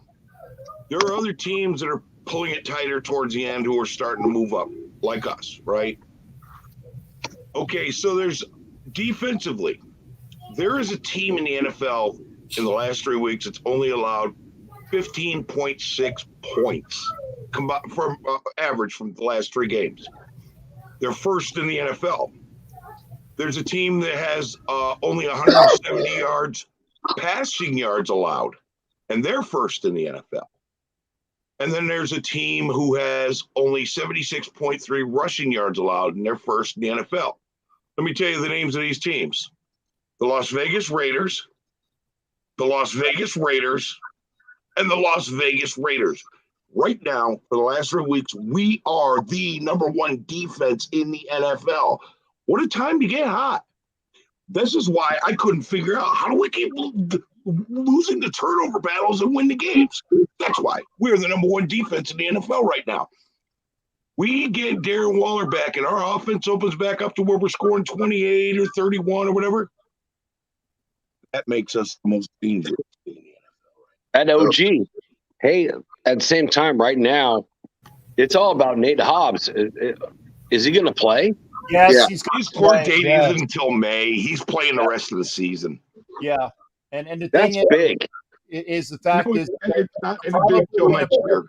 they're probably going to tell Nate Hobbs, and rightly so, because again, Nate Hobbs, even after the incident with Ruggs, was the one that we saw that made sure he said, well, I usually get Uber and I'm doing all this, and he's a rookie. And yeah, he screwed up to a point, but I will say this, he at least didn't drive. That's the at least part. But what he should have done was he should have left his vehicle, got out of the vehicle. But what you know what? It doesn't matter until throw he's your keys in the back proven seat guilty. so The you can't NFL's drive. doing nothing. Nobody's going to punish him until he's proven guilty, and that ain't till May. Right. Yep. And the other thing is that, by the way, and somebody was telling me by Nevada standards, not that it's going to get swept, but it's going to be minimized to a point where it because he wasn't driving. We don't know whether he was in the driver's side or the passenger side. We just know he was sleeping. We don't know whether the keys were in the ignition or not, because all of these little pedantic points are things that are going to be brought up, highs or lows. So I'm thinking from what I've been told, it's not going to be a major thing. And the first court case is going to be in May. So yes, he will play, but they're going to keep him under tight wraps. Basically, he said, dude, you're on probation, like double secret probation type of stuff. Not as bad as they had in Animal House, but dude, you gotta check yourself before you wreck yourself and go from there. So I think that he will be okay. And we need Nate Hobbs because he is on the all rookie team for players. Him and Trayvon Merrick. We need him anyways. Yeah. The kid's a baller. He's a baller.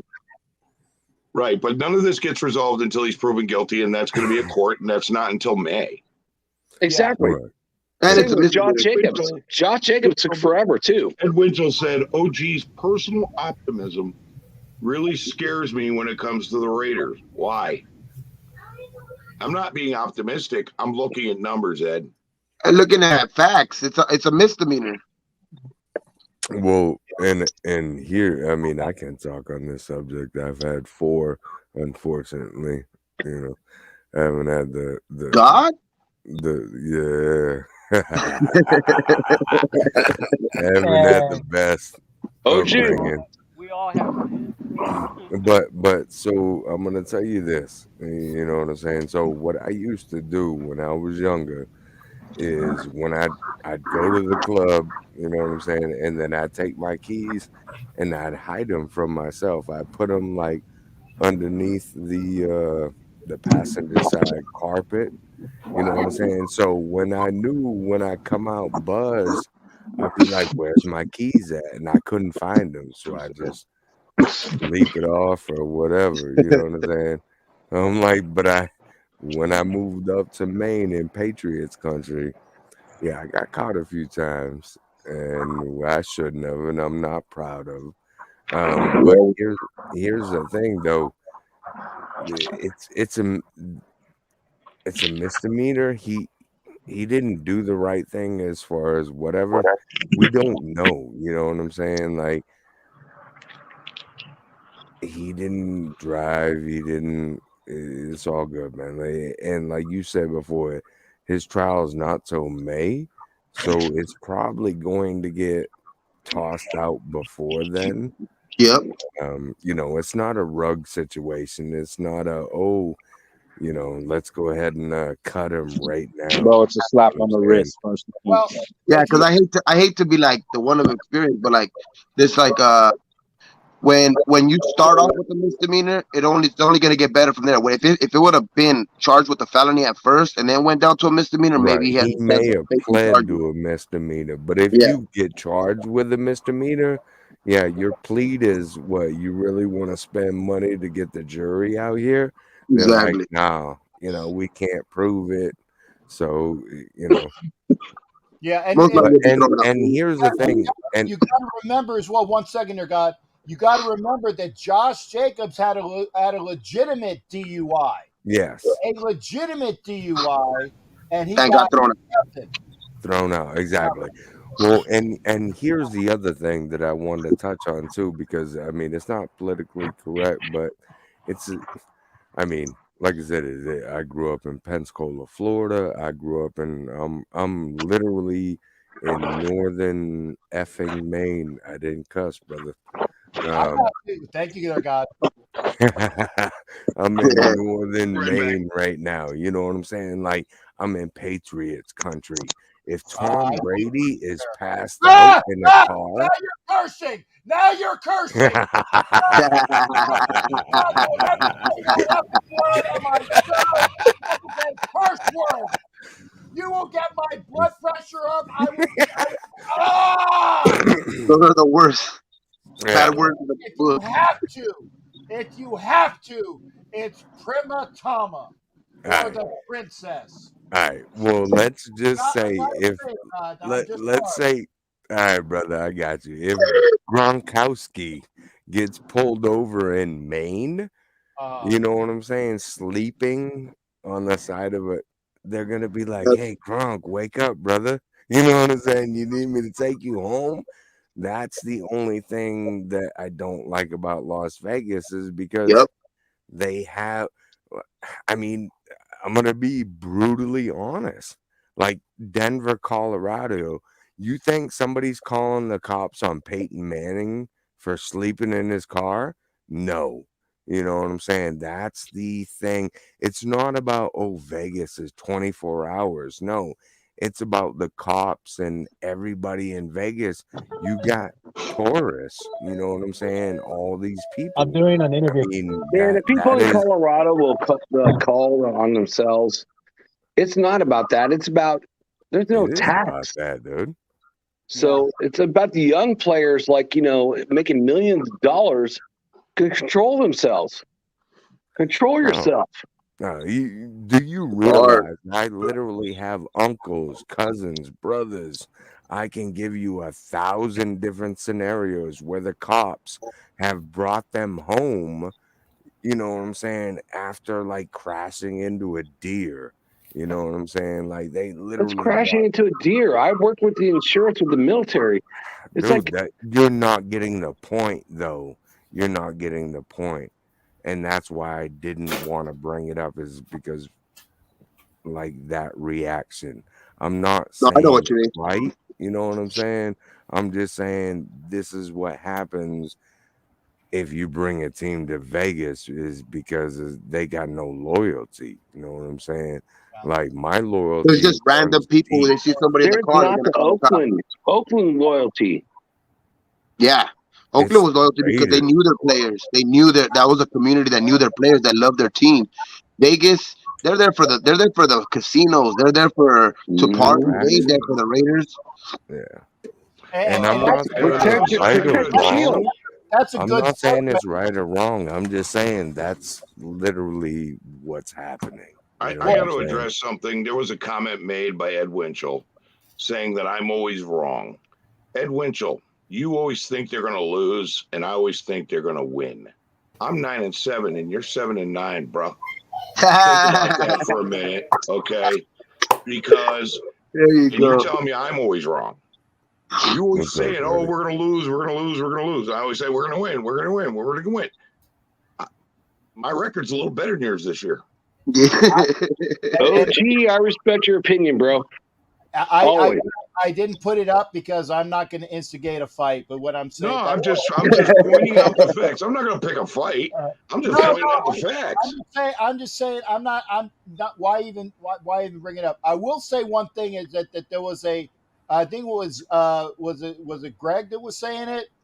That was it's Greg, right? Who's in the corner below Joe? That's me, Gabe. Gabe, I'm sorry, Gabe. I'm gonna call it old dude disease. Well, he's got us up like the Brady Bunch, so you're like Greg Brady here. So Greg would be where I am, man, if we're doing great Brady Bunch stuff. But the one thing that you said, and it's a fantastic segue, is you were talking about Vegas. Vegas doesn't know. And that is a fantastic segue for something that we need to talk about. It is incumbent. It is incumbent. It is what, people?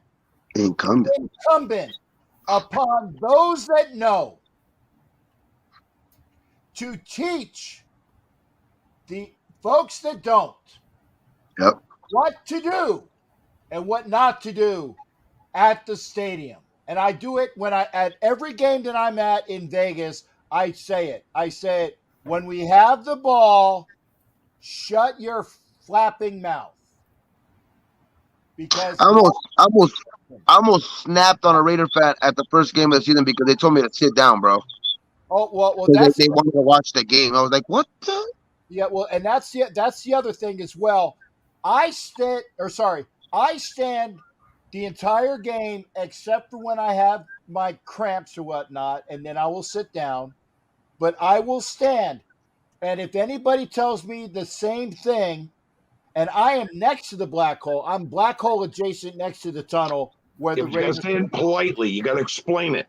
And that was what I was getting to next. Is that folks in Oakland, in Los Angeles, Raider fans stand the entire game.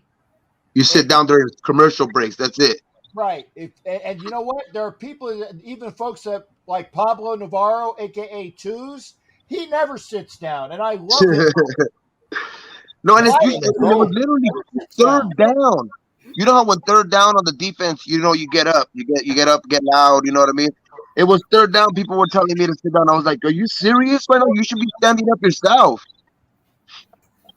I stand at home for all the games. There's a bar in Syracuse, New York that has 16 rooms. And fans from both teams go into each room for the games. Well, back when, okay. There was a room, the Raiders room, there were no chairs because we didn't sit down, period. That was the way it was. And they're in Syracuse. They don't know anything about Oakland, but they don't sit down during the games. Now, today, with my back, I'm sitting down.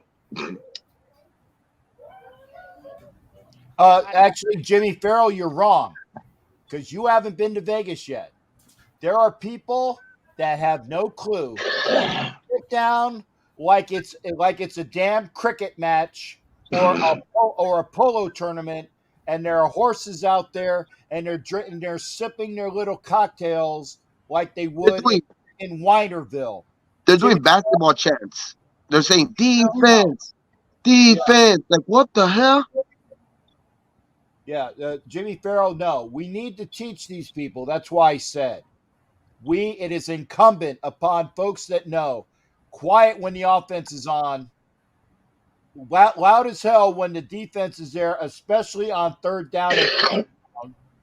And when you need to get folks riled up, you do that. And I'll be honest, when I do my little spiel, and there are plenty of people with other colors around that are not silver and black, and I say, folks, when the offense is on the field, and I look right at them and I point out and said, you know what? You guys can get as loud as you effing want. And it usually it breaks the ice. It breaks the ice, and I'm talking with them, in a way, that I'm making sure that they know what we do as Raider fans, and it breaks the ice so that they know, hey, I'm an old F, but I'm gonna have a good time with you. But that's the way it should be. Do it respectfully. do it with fun, but teach the folks what they're going to be. And nobody has told me to sit down any game this year. You know what I hated is I heard someone saying they were going, "Let's go Raiders." No. We all know what it is. Can we do it one time? Oh, One, heck yeah, Captain. 2, 3. Yeah.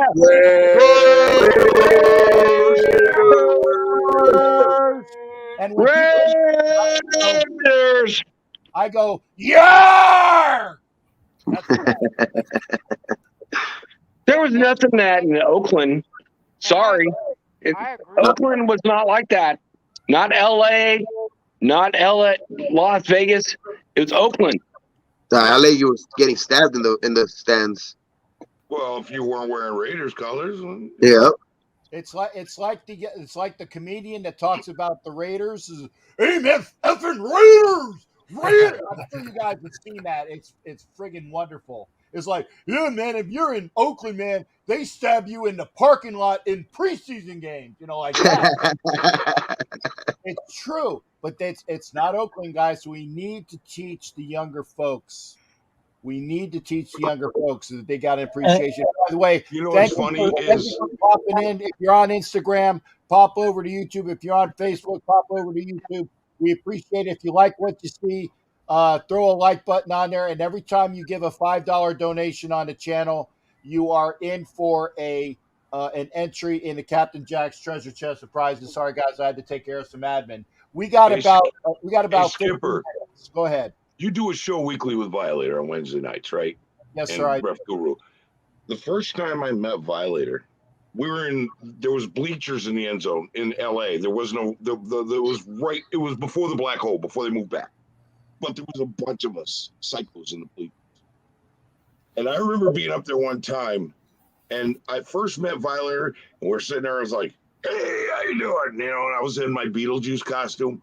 And I was like, and at some point I was like, we made a great play. I was like, saving that for later, Chuck. And he busted out laughing because that was a popular movie at the time.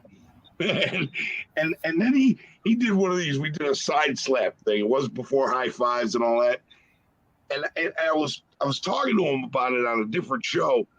And he goes, I remember that. He goes, you were sick. That was cool, man.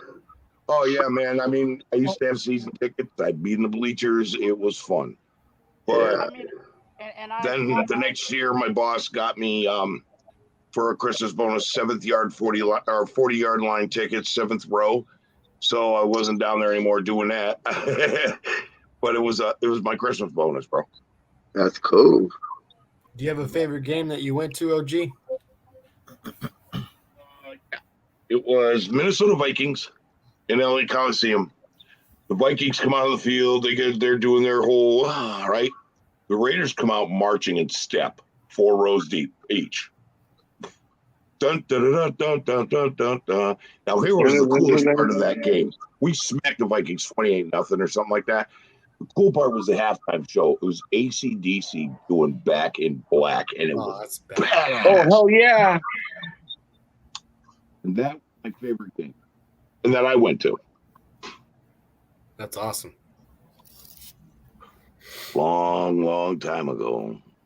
Okay. That's awesome. So, fellas, I'm going to be out. You see this right here?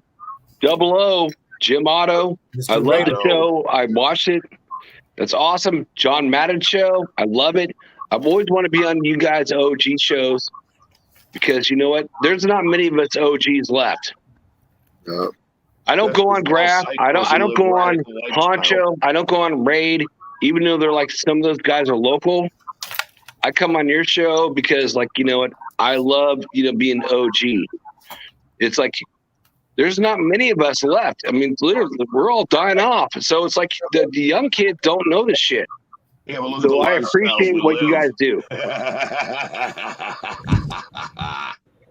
You are watching on Roku TV, and we appreciate your watching. Yeah, man, you gotta embrace everybody, every fan though, man, because they're the ones that are gonna keep it going. Always. I want all the Oh, young yeah. kids to know what's going on with the Raider Nation. Yep. We are the Raider Nation. We are all one family. Yeah, but well, that's why we need you to pop up on like Graph, you know what I mean, and spit that knowledge like the two OGs up top do. You know what I mean? Like we don't know everything, and when God forbid the day you guys go, bro, that knowledge goes with you if you don't leave it behind to us. You know what I mean? Yeah, 'cause I love So hearing I'm OG not, I'm and not, cat stories. I'm not trying to crap on this show or anything like that. But Docs normally has 500 to 600 watchers. That's He probably does. 400 people that want to hear your story. You know what I mean? But so if you don't jump on and you don't give it to us, man, who's hurting in the end? The nation is hurting in the end because Dirty. we You don't see know. me on there? I salute to you, brother. Yeah, It's like Jack I know Kenna's that. on there. I I know that. salute. I know you. I got nothing but love for you. But I'm just saying, hop on the docs every now and then, man, and spit some of that knowledge that you have for us. You know what I mean? Because we Love those need it. stories, man. We don't know everything. ESPN doesn't show us everything. I can only dig in the crates so far. You know what I mean? But it's not going to tell me what took place in the stands. It's not going to tell me how people felt in the parking lot leaving the game or before the game. Man, the parking lot fun. The pregame, the postgame. Wow, it was a blast, man. It was I hate that totally a about blast. Vegas, bro. They try to when we went to the Miami game, they try to trespass us at the end of the game because we started barbecuing again. The cops started trying to trespass us at the end, bro. They said, "Put your stuff away, or we're gonna trespass you." That's some I went garbage, out man. there for Exactly, the bro. And home that was not opener. Jay. Man, Captain and like OG know, like Oakland Coliseum. It's like you come out of the parking lot and want a BBQ. Oh, it was all on. It was like it was fantastic. Just a big, happy celebration. Yep. So we talked about all tonight was Captain Jack's Madden. It's like Madden is the OG of the OGs. It's like we love the coaches that we had. We love the coaches.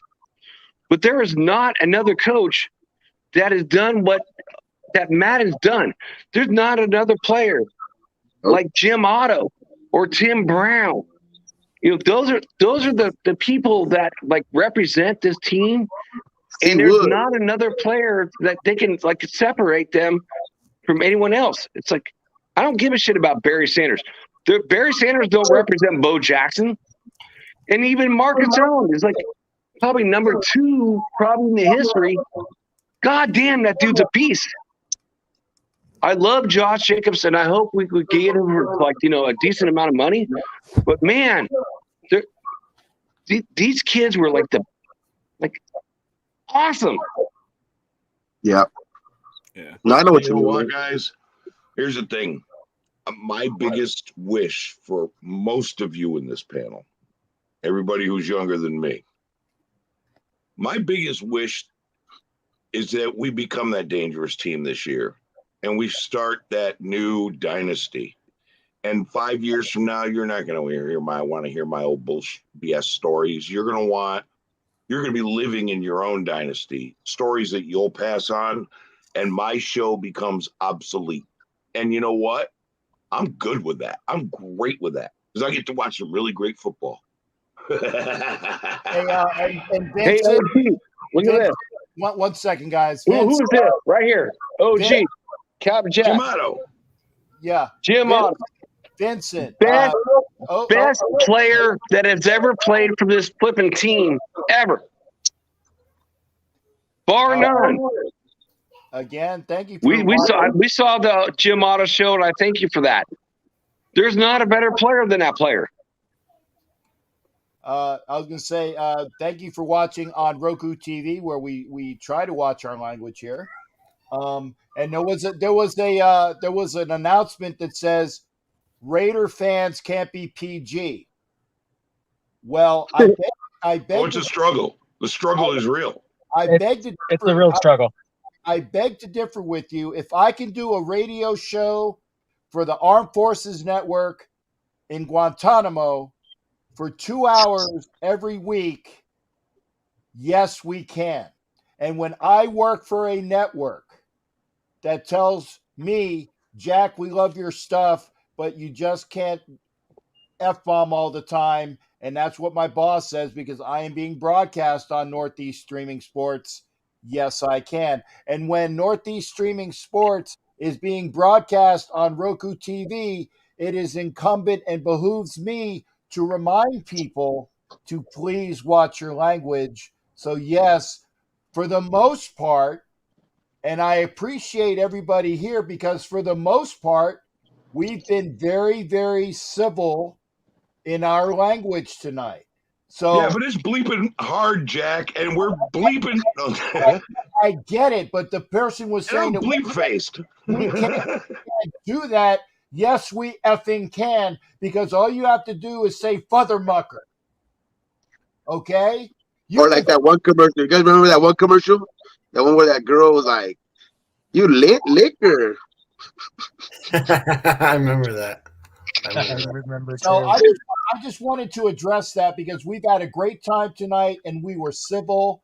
And yes, because we want to make sure that this is imparted upon the younger generation, where maybe even though they hear the language out there, we want to make sure it gets out to more people. So I appreciate your comment, but I just wanted to address it. And I needed to show this as well. Won the Super Bowl when his players were lifting up, and Connor said John had won the Super Bowl. He looks like, he looks like a split watermelon. And the one of the great things about, and I'm not sure if we went over this, was that we lost somebody. I don't know who it was. We lost somebody. I apologize. But yeah, he would look like, who did we lose? Oh, we lost Jack. Jack. Okay. And But again, he did say he was leaving. yeah, I'm not saying that to Jack, I would kick Jack out. So hopefully Jack's still watching. That wasn't directed at you, Jack. It was directed at the person that said that. But No, I what think he said he was leaving. He said he needed to go. Okay, great. And we're gonna be kicking it in about 3 minutes, anyways. I got to do my For outro. sure. I got to cut it at 2. But it's a great time to have with all of us, and we can do it.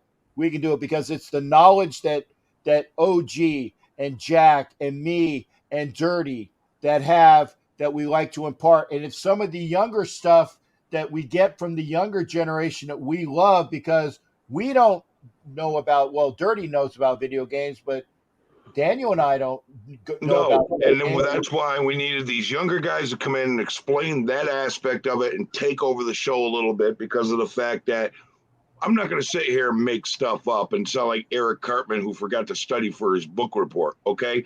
I want like people who know what they're talking about. You know what I mean? Yep. So that's why we asked a lot of these guys to come on. We asked Docs, we had all you guys to come on who know the video games. Like, we want to share that side of it too, because it's incomplete without it. That's right. I wanted to address it, and we appreciate everybody. We appreciate everybody being here. Trust me. Yep.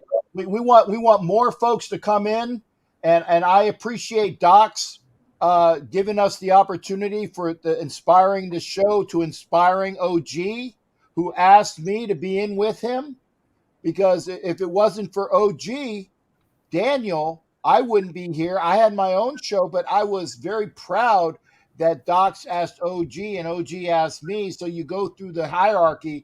We love this. And I love the fact that I wouldn't know all the people I have here if it wasn't for the intercommunication that we have, because that's what the nation is. It's Docs asked me to do a show, OG show, and I went, yeah, I'll do it, but I'm doing it with Captain Jack if you'll do it. And he went, perfect. That's a great idea.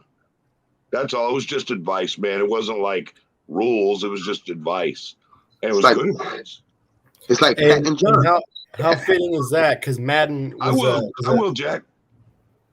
That's it. Hey guys, I got to start letting folks go, because again, I got to do my outro. I want to thank, and I hope I don't forget anybody. I want to thank Graphic, who was on earlier. I want to thank Jack Kenna, who just recently split, and I want to make sure I get everybody. I got Raider Joe, top right corner. I got Gabe. I got Raider Mode. I got God. I got Twan, and I got Dirty Raider. And for all the folks that were commenting, I don't think I screwed any of that up, so that's good. Yeah, that's when you know. That's when you know you're big, though. You got God on your show. and bots and Yeah. trolls.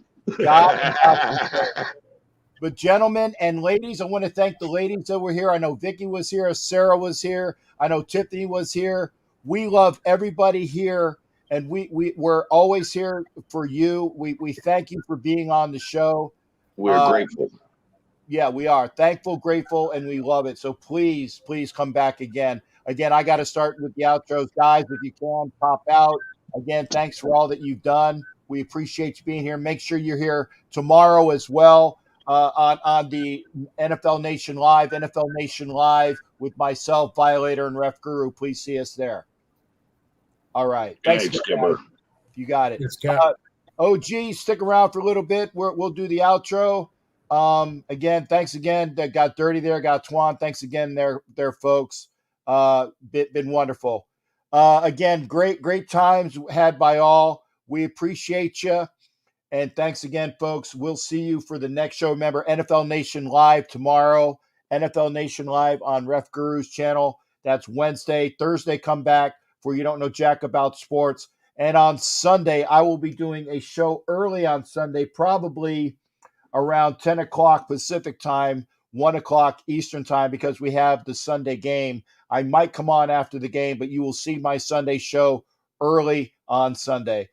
And Thursday night, I'm going to be doing a show with Raider Joe on his channel, Dos Pendejos in the chat room.